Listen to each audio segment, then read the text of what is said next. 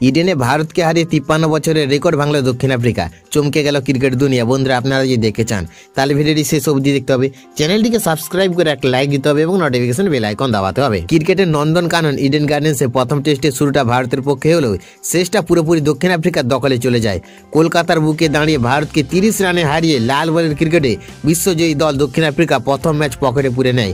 মাত্র 124 রান করলে প্রথম টেস্টের পরাজয় এড়ানো সম্ভব ছিল ভারতের, কিন্তু প্রতিপক্ষের তীক্ষ্ণ বোলিং আক্রমণের সামনে সেই লক্ষ্য অর্জন করতে ব্যর্থ হয় টিম ইন্ডিয়া। ফলে সিরিজে 1-0 ব্যবধানে এগিয়ে যাওয়ার পাশাপাশি ইডেনের 53 বছরের পুরনো এক রেকর্ডও ভেঙে দেয় প্রোটিয়ারা। টস জিতে প্রথমে ব্যাট করতে নেমে দক্ষিণ আফ্রিকা তোলে 159 রান এবং ইনিংস ঘোষণা করে।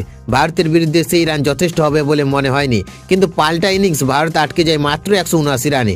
এরপর দক্ষিণ আফ্রিকার দ্বিতীয় ইনিংসও ভারতের বোলাররা লড়াই করে প্রতিপক্ষকে 153 রানে থামায়। ম্যাচ জিততে ভারতের দরকার ছিল মাত্র 124 রান, কিন্তু দক্ষিণ আফ্রিকার বোলারদের সামনে ভারতীয় ব্যাটিং লাইন আপ ভেঙে পড়ে। শেষ পর্যন্ত মাত্র 93 রানে গুটিয়ে যায় ভারত। এই জয়ের সঙ্গে সঙ্গে দক্ষিণ আফ্রিকা ভেঙে দেয় ইডেনের লাল বলের ক্রিকেটের সবচেয়ে কম রানে ডিফেন্ড করার 1972 সালের 192 রানের রেকর্ড। মাত্র 124 রান ডিফেন্ড করে 53 বছরের পুরনো রেকর্ডে নতুন করে লেখে প্রোটিয়ারা। এখন ভারতের লক্ষ্য দ্বিতীয় টেস্টে মর্যাদা রক্ষা করা, যা অনুষ্ঠিত হবে 22 থেকে 26 নভেম্বর গুয়াহাটিতে।